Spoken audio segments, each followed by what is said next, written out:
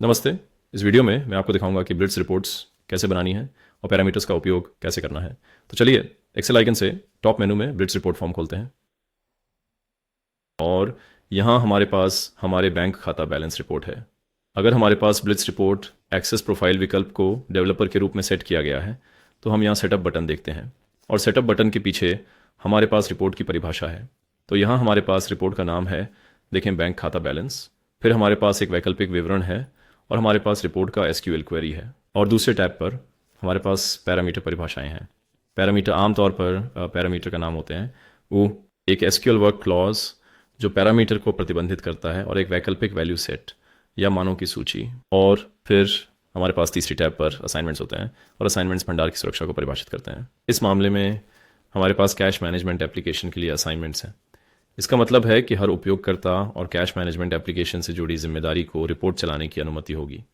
और हमारे पास फॉर्म्स स्तर पर भी असाइनमेंट्स हैं समायोजित बैंक स्टेटमेंट्स फॉर्म के लिए।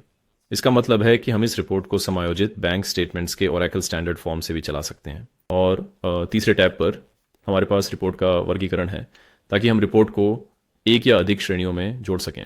इस रिपोर्ट में, क्योंकि यह एंगनेटिक्स द्वारा विकसित रिपोर्टों में से एक है, ये एंगनेटिक्स श्रेणी में है। ठीक है, तो चलिए इस प्लस चिन्ह पर क्लिक करके एक नई रिपोर्ट बनाते हैं। कागजों के क्षेत्र से चलिए एक सरल क्वेरी करते हैं। शायद एपी सप्लायर से स्टार चुनें।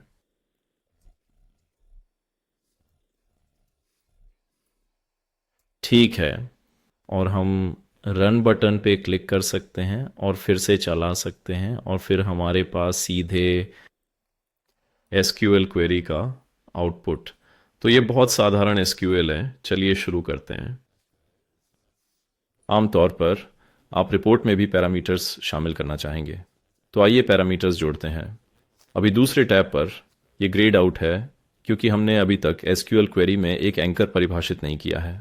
पैरामीटर्स जोड़ने के लिए हमें एक एंकर की आवश्यकता होगी, उदाहरण के लिए इस तरह, जहां 1 = 1, और फिर हम उस एंकर का संदर्भ यहाँ दे सकते हैं 1 = 1, और यहाँ हम एसक्यूएल क्वेरी में पैरामीटर नाम डाल सकते हैं। हम अन्य रिपोर्टों से मौजूदा पैरामीटर भी कॉपी कर सकते हैं। उदाहरण के लिए हम पैरामीटर नाम के फील्ड पर डबल क्लिक कर सकते हैं और फिर अन्य रिपोर्टों से सप्लायर पैरामीटर खोज सकते हैं। और फिर हम यहाँ उदाहरण के लिए देख सकते हैं पैरामीटर नाम सप्लायर है, वेयर क्लॉज एपीएस वेंडर नाम के बराबर है और मूल्यों की सूची AP supplier AP invoice payments report से है। तो हम इसे कॉपी कर सकते हैं और इसका मतलब होता है कि अब हमारे पास आपूर्तिकर्ताओं के लिए मूल्यों की एक सूची। तो हम इस प्रकार रिपोर्ट चला सकते हैं। और अब क्या होता है, अगर हम पैरामीटर के लिए एक मान प्रदान करते हैं तो पैरामीटर स्टेप पर परिभाषित किए गए वेयर क्लॉज को सीधे एसक्यूएल क्वेरी में सम्मिलित कर दिया जाता है। तो पहले शीट पर यहाँ आपके पास रिपोर्ट का डेटा है और दूसरे शीट पर आपके पास ऑडिट ट्रेल। तो आपके पास रिपोर्ट का नाम, डेटाबेस नाम, रन तारीख और रिक्वेस्ट आईडी इत्यादि होते हैं। और आप उपयोग किए गए पैरामीटर्स और एसक्यूएल क्वेरी भी देखते हैं। तो यहाँ उदाहरण के लिए आप देख सकते हैं कि वेयर क्लॉज एपीएस वेंडर नाम हमारे एंकर 1 = 1 से पहले सीधे एसक्यूएल क्वेरी में डाला गया है। तो हम एसक्यूएल क्वेरी को एक्सेल आउटपुट के दूसरे टैब पर देखते हैं। हम एसक्यूएल क्वेरी को लॉग फाइल में भी देख सकते हैं। तो अगर आप अनुरोध देखें, हर ब्लिट्स रिपोर्ट एक बैकग्राउंड समवर्ती अनुरोध के रूप में चलती है, हम भी देख सकते हैं। यहाँ पे व्यू लॉग पे क्लिक करें और फिर हम विवरण भी देखते हैं। तो हम देखते हैं उदाहरण के लिए एसक्यूएल क्वेरी, इस्तेमाल किए गए पैरामीटर्स, इस मामले में सिर्फ एक विक्रेता का नाम और लौट आएगा रिकॉर्ड की संख्या 1। ठीक है, तो चलिए रिपोर्ट परिभाषा पर वापस चलते हैं। इसे थोड़ा और दिलचस्प बनाते हैं क्योंकि ये सिर्फ एपी सप्लायर्स हैं। चलिए एपी इनवॉइस टेबल भी जोड़ते हैं और फिर हमें तालिकाओं को जोड़ने की आवश्यकता है और एपीएस और या आईडी बराबर वेंडर्स आईडी। ठीक है, और अब हम केवल विशिष्ट कॉलम चाहते हैं। चलिए वेंडर नाम और मान लें एपीएस सेगमेंट एक वेंडर होगा। चालान तालिका से हम बस सभी स्तंभ लेते हैं। तो ये क्वेरी बड़ी हो सकती है, इसलिए उस कारण के लिए चालान डेटा को सीमित करने के लिए एक पैरामीटर भी जोड़ते हैं। आप दूसरे शीट पर हैं। चलिए अब दूसरा पैरामीटर जोड़ते हैं। मान लीजिए, चलिए उसे भी कॉपी करते हैं। तो एंड इनवॉइस तिथि इस एक से, इनवॉइस तिथि इस एक से।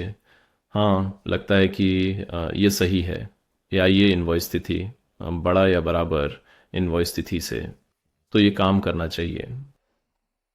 एक इनवॉइस जो हमें बताता कि क्या है, अभी मैं से इन पैमानों को मैन्युअली कॉपी कर रहा हूँ, पर हम पूरी तरह से नए पैमाने भी दर्ज कर सकते हैं। हम उदाहरण के लिए कह सकते हैं कि अगर हमें इनवॉइस के लिए निर्माण तिथि चाहिए तो हम इनवॉइस लिख सकते हैं। ठीक है। हाँ, तिथि से, और फिर हमें खंड या ये को वापस जोड़ने की आवश्यकता है। यह बड़ा या समान है, तो एक बाइंड वेरिएबल नाम मान लें इन्फ क्रिएट डेट फ्रॉम, और यहाँ प्रकार एक तारीख होना चाहिए। तो हमारे पास अलग अलग प्रकार हैं। हमारे पास ऑरेकल मानक प्रकार में कैरेक्टर, तारीख, तारीख समय शामिल है, जो टाइम स्टैम्प कंपोनेंट नंबर को भी शामिल करेगा। और फिर हमारे पास 3 अलग अलग मूल्य प्रकार सूचियाँ हैं। तो हमारे पास ओरेकल मानक मूल्य सूची है, जिसे LOV ओरेकल कहा जाता है। यह ओरेकल मानक मूल्य सेटों को संदर्भित करता है। और फिर हमारे पास 2 ब्लिट्स रिपोर्ट विशिष्ट मूल्य सेट हैं। तो मुझे इस मामले में चुनने दें। ये एक तारीख है, तो चलिए सिर्फ एक प्रतिबंध दर्ज करते हैं। मान लीजिए कि सब कुछ जनवरी 22 के बाद बनाया गया है, और हम चलाने पर क्लिक कर सकते हैं। और अब इसमें केवल वे चालान शामिल हैं जो जनवरी 22 के बाद बनाए गए हैं। और क्योंकि हमने ऑस्ट्रिस्क चुना है, हमने AP चालान तालिका से सभी कॉलम चुने हैं। आप देख सकते हैं कि ये एक बड़ा फाइल है जिसमें कई कई कॉलम हैं, जिन्हें उपयोगकर्ताओं की शायद ज़रूरत नहीं है, इसलिए हमें चाहिए या तो SQL को बदलकर केवल संबंधित कॉलम्स शामिल करें, या उपयोगकर्ता टेम्पलेट्स भी बना सकते हैं। उदाहरण के लिए वे यहाँ टेम्पलेट स्क्रीन का उपयोग कर सकते हैं, जहाँ वे केवल संबंधित कॉलम्स जैसे कि चालान राशि का चयन कर सकते हैं। यह इस तरह है उदाहरण के लिए, और हम राशियों को भी स्थानांतरित कर सकते हैं। चलिए उन्हें अंत में ले जाते हैं इस तरह। ठीक है, तो जब हम इसे चलाते हैं तो ये थोड़ा साफ दिखता है, क्योंकि हमारे पास कम कॉलम है। ठीक है, ये बेहतर है। और अब कुछ अतिरिक्त, हाँ, मुझे परिभाषा पर वापस जाने दीजिए। कुछ अतिरिक्त तरकीबें हैं। तो यदि आप उपयोगकर्ताओं को रोकना चाहते हैं, उदाहरण के लिए रिपोर्ट को इस तरह से पूरी तरह से चलाने से, क्योंकि इससे प्रदर्शन की समस्या हो सकती है। हमारे टेस्ट सिस्टम पर ये काफ़ी तेज़ है। आप यहाँ देखते हैं स्थिति चल रही है, लेकिन ये इतना डेटा नहीं है। ये लगभग 1.5 लाख रिकॉर्ड है मेरा ख्याल है। तो चलो देखते हैं। हाँ, तो मेरा लैपटॉप अब फाइलें खोलने में व्यस्त है। हमारे परीक्षण वातावरण पर इसे खुला चलाना अभी भी संभव है, क्योंकि आप देख सकते हैं कि ये केवल कितना 1,46,000 रिकॉर्ड्स ही हैं। लेकिन पर वह बड़े सिस्टम में आप उपयोगकर्ताओं को इसे पूरी तरह से चलाने की अनुमति नहीं देना चाहेंगे। सो इसके लिए आप कुछ पैरामीटर्स को अनिवार्य बना सकते हैं। लेकिन फिर ये अब इतना लचीला नहीं है, क्योंकि उदाहरण के लिए यहाँ अब आपको एक इनवॉइस तारीख रेंज प्रदान करनी होगी। लेकिन कभी कभी आप इसे सिर्फ सप्लायर के लिए चलाना चाह सकते हैं, बिना इनवॉइस तारीख रेंज के। और इसके लिए हमारे पास यहाँ एक बटन है जिसे आवश्यक कहा जाता है। और फिर आप एक प्रतिबंध दर्ज कर सकते हैं जो एक तार्किक अभिव्यक्ति प्रदान करता है, जिसे रिपोर्ट चलाने के लिए उपयोगकर्ताओं द्वारा पूरा किया जाना चाहिए। तो मैं आपको दिखाता हूँ कि इसका क्या मतलब है। तो हम इस डिफ़ॉल्ट बटन पर क्लिक कर सकते हैं, और फिर मैं दिखाता हूँ कि जब मैं इसे अब चलाने की कोशिश करता हूँ तो ये संदेश आता है, कृपया कम से कम एक पैरामीटर दर्ज करें। और हम इसे अधिक उन्नत भी बना सकते हैं, क्योंकि उदाहरण के लिए मान लें कि हमें कम से कम एक तिथि श्रेणी प्रदान करने की आवश्यकता होगी 1 वर्ष तक। तो हम यहाँ कुछ गणना भी कर सकते हैं। उदाहरण के लिए इनवॉइस की तिथि से घटाकर इनवॉइस की तिथि तक छोटा या बराबर होना चाहिए 365 दिन। या वैकल्पिक रूप से उपयोगकर्ता एक सप्लायर का नाम दर्ज कर सकता है, और फिर यह उपयोगकर्ता को वैलिडेशन पास करने देगा। तो हम उदाहरण के लिए उपयोगकर्ता के लिए एक कस्टम संदेश बना सकते हैं, कृपया सप्लायर का नाम या तारीख दर्ज करें, सीमा अधिकतम 1 तक। हाँ, इसी तरह। और फिर जब हम इसे चलाने की कोशिश करते हैं तो हमारे पास ये कस्टम संदेश होता है। और अगर हम एक तारीख का रेंज डालें, उदाहरण के लिए 1 जनवरी 05, फिर यह हमें रिपोर्ट चलाने देता है। तो ये है उन्नत आवश्यक पैरामीटर प्रतिबंध, ताकि आप अधिक विस्तार से नियंत्रित कर सकें कि उपयोगकर्ताओं को रिपोर्ट चलाने के लिए कौन से पैरामीटर दर्ज करने होंगे। और फिर हमारे पास कुछ अतिरिक्त विशेषताएं हैं। उदाहरण के लिए संस्करण नियंत्रण है। तो आपने देखा मैंने एसक्यूएल को कुछ बार बदला और यहाँ ऊपर दाईं ओर आप संस्करण नंबर 3 देख सकते हैं। तो यहाँ संस्करण संख्या पर आप संख्या पर क्लिक कर सकते हैं और फिर आप रिपोर्ट का इतिहास देख सकते हैं। और आप देख सकते हैं कि एसक्यूएल किसने बनाया और किसने एसक्यूएल को परिवर्तित किया। यहाँ उदाहरण के लिए मैंने फेयर क्लॉज जोड़ा और तो फिर आप टिप्पणियाँ भी जोड़ सकते हैं। मान लीजिए एंकर संपादित करें, एक बराबर एक एंकर जोड़ा, या आप यहाँ कह सकते हैं कि इनवॉइस तालिका जोड़ी गई, ताकि आप लिख सकें कि इनवॉइस डेटा जोड़ा गया। ठीक है। फिर पैरामीटर शीट पर मैंने केवल LOV क्वेरी को संक्षेप में दिखाया था, तो मुझे इस मान सूची के बारे में थोड़ा और समझाने दीजिए। तो हमारे पास विभिन्न प्रकार हैं। तो हमारे पास है, उदाहरण के लिए चलिए आपूर्तिकर्ता संख्या दर्ज करते हैं। ऑल APS सेगमेंट एक बराबर आपूर्तिकर्ता संख्या। और अब आपूर्तिकर्ता संख्या के लिए हम एक मान सेट प्राप्त करना चाहेंगे। तो चलिए पहले ओरेकल मानक का चुनाव करते हैं और देखते हैं कि हमें क्या मिलता है। यहाँ हमारे पास सभी ओरेकल मानक मान सेट की सूची है और संभवतः इसे विक्रेता कुछ कहा जाता है। ठीक है। तो यहाँ उपयोग पर आप गणना देख सकते हैं और गणना दिखाती है कि वह मान सूची ब्लिट्स रिपोर्ट्स में पहले कितनी बार उपयोग की गई है। तो ये एक लोकप्रिय है, ये 21 बार उपयोग की गई है। यहाँ हमारे पास कब कब या संख्या मान सूची है। तो चलिए इसे चुनते हैं और आप यहाँ मान सूची क्वेरी पे क्लिक कर सकते हैं और फिर आप मान सेट की SQL परिभाषा देख सकते हैं। और यही कारण है कि आप देखेंगे कि ये केवल पढ़ने के लिए है, इसलिए हम इसे संशोधित नहीं कर सकते हैं। और क्योंकि ये एक ओरेकल मानक मान सेट है, क्वेरी को संशोधित करने के लिए हमें ओरेकल मानक मान सेट स्क्रीन पर जाना होगा और वहाँ संशोधित करना होगा। और ओरेकल मानक मूल्य सेट स्क्रीन में तालिका नामों के लिए 200 और 40 वर्णों की सीमा भी है। और इसी कारण से हमने अपनी स्वयं की मूल्य सूचियाँ बनाई, क्योंकि हमें ओरेकल मानक मूल्य सेट हमारी आवश्यकता के अनुसार लचीली नहीं लगी। बट हम करना चाहते हैं, क्योंकि मान लीजिए इस मामले में यदि आप इसे बदलना चाहें, उदाहरण के लिए विक्रेता के नाम के विवरण को संपादित करना, क्योंकि ये अच्छा होगा अगर सिर्फ विक्रेता संख्या नहीं बल्कि विक्रेता का नाम भी यहाँ हो। हम सूची की वैल्यू क्वेरी को बदल सकते हैं, या इससे पहले मैं आपको दिखाता हूँ कि ये कैसे काम करता है। चलिए बस रन पे क्लिक करते हैं और इन नंबरों में से एक चुनते हैं। ओह, मेरे पास अभी भी उन्नत प्रतिबंध है। मुझे इसे हटा लेने दो ताकि हम इसे बिना किसी सत्यापन के चला सकें। ठीक है। तो आइए इन विक्रेता नंबरों में से एक को चुनते हैं। अब ये चल रहा है और ये डेटा को प्रतिबंधित करता है। ये कुछ नहीं ढूंढता। ऐसा क्यों?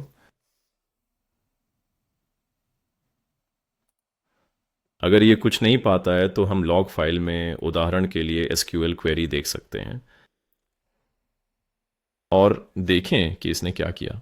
तो यहाँ पे प्रतिबंध है और आपूर्तिकर्ता संख्या प्रतिबंधित है, और कारण ये है कि उस आपूर्तिकर्ता के लिए कोई चालान नहीं है। तो यही कारण होगा। इसलिए हमें एक ऐसा आपूर्तिकर्ता चुनना चाहिए जिसके पास चालान हो। तो चलिए उनमें से एक चुनते हैं। पिछले एक्सेल फाइल से आपूर्तिकर्ता, तो यहाँ हमारे पास चालान है और यहाँ एक विशेषता भी है जो उपयोगकर्ताओं को बहुत पसंद है। तो हम बस इस तरह से आपूर्तिकर्ता नंबरों की सूची को कॉपी कर सकते हैं और फिर हम इस एक्सेल चेकबॉक्स पे क्लिक करके बहुमूल्य कार्यक्षमता का उपयोग कर सकते हैं और फिर हम संपादक विंडो खोल सकते हैं और जो मूल्य हमने एक्सेल फाइल से कॉपी किए हैं उन्हें पेस्ट कर सकते हैं और फिर हम इसे इस तरह चला सकते हैं। मुझे यहाँ ओरेकल स्क्रीन बंद करने दें। तो अब ये चल रहा है और ये इन सप्लायर नंबरों के लिए ही चलेगा और फिर सभी इनवॉइस दिखाएगा। ठीक है। तो अब हमारे पास इन सभी विक्रेता नंबरों के लिए चालान डेटा है। आप ये सब देख सकते हैं और ये शायद एक बड़ा फाइल भी है। चलिए देखते हैं। हाँ, ये 33,000 रिकॉर्ड हैं, लेकिन ये फिर भी काफ़ी तेज़ था। तो वह और का मानक मान सेट है। लेकिन जैसा कि मैंने उल्लेख किया, हमें ये पसंद नहीं है कि हम यहाँ क्वेरी को आसानी से संशोधित नहीं कर सकते। और इसी कारण से हमने अपनी खुद की मानों की सूची पेश की है जो AOV कस्टम और AOV है। इसलिए अगर हम AOV कस्टम चुने, हम अब यहाँ क्वेरी को संशोधित कर सकते हैं।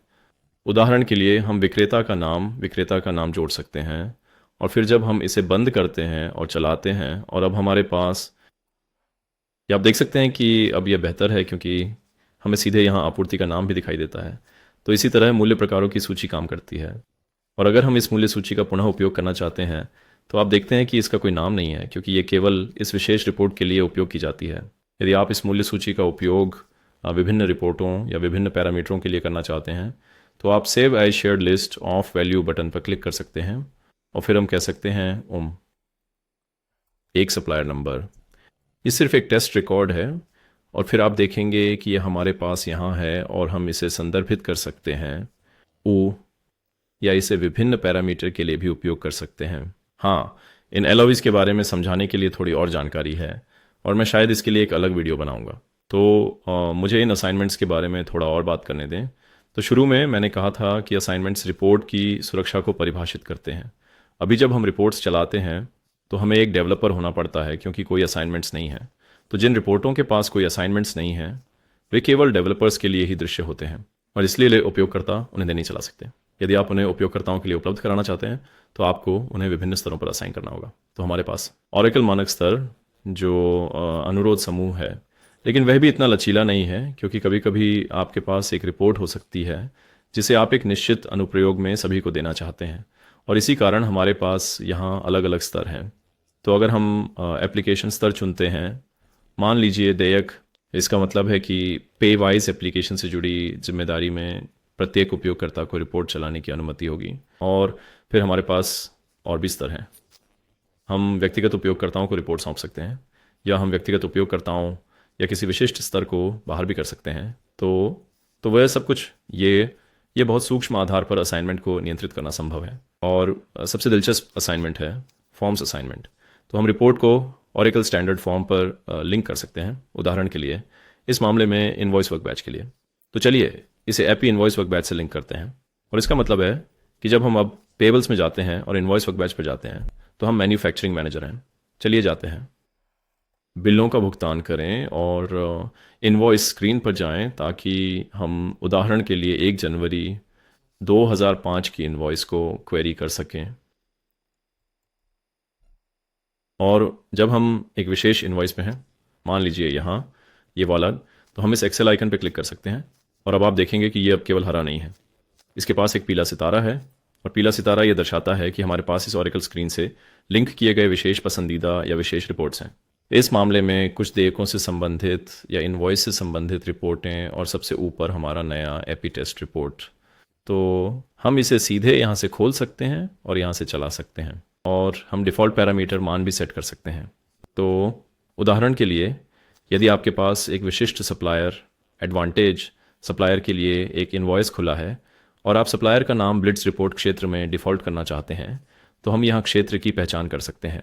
तो क्षेत्र का नाम ब्लॉक है INV, कुछ फोल्डर क्षेत्र का नाम है यह वेंडर साइड कोड। मुझे लगता है कि मैं गलत फील्ड पे हूँ क्योंकि मुझे ट्रेडिंग पार्टनर फील्ड चाहिए था, एडवांटेज कॉर्प। हाँ, ये सही है। तो चलिए ब्लॉक लेते हैं INV सम फोल्डर, फील्ड को वेंडर नेम कहा जाता है। तो डेवलपर हम अब इस असाइनमेंट के लिए सेटअप पूरा कर सकते हैं। तो हम कहते हैं कि इनवॉइस वर्कबेंच असाइनमेंट के लिए जब हम oracle standard invoice workbench screen से आते हैं, हम फील्ड वेंडर से सप्लायर नंबर को डिफ़ॉल्ट कर सकते हैं, नाम इस तरह। फिर इसे सेव करें और बंद करें। और अब जब हम इस एक्सेल आइकॉन पे क्लिक करते हैं तो ये सीधे हमारे ब्लिट्स रिपोर्ट फॉर्म को उस सप्लायर के लिए खोलता है। हम रन पे क्लिक कर सकते हैं, और फिर हमारे पास केवल उस सप्लायर के लिए इनवॉइस हिस्ट्री का एक अच्छा एक्सपोर्ट होता है। तो ये है फॉर्म असाइनमेंट्स जो रिपोर्ट्स असाइन करने की अनुमति देता है। वास्तव में हमें किसी भी रिपोर्ट को किसी भी ऑरेकल मानक या कस्टम फॉर्म्स में असाइन करने की अनुमति देता है। हाँ, पैरामीटर परिभाषाओं और मानों की सूची के बारे में समझाने के लिए और भी थोड़ा कुछ है क्योंकि हमारे पास विभिन्न प्रकार होते हैं। उदाहरण के लिए एंकरों के भी विभिन्न प्रकार होते हैं। तो मैंने केवल समझाया है कि अब तक मूल एक बराबर एक एंकर है।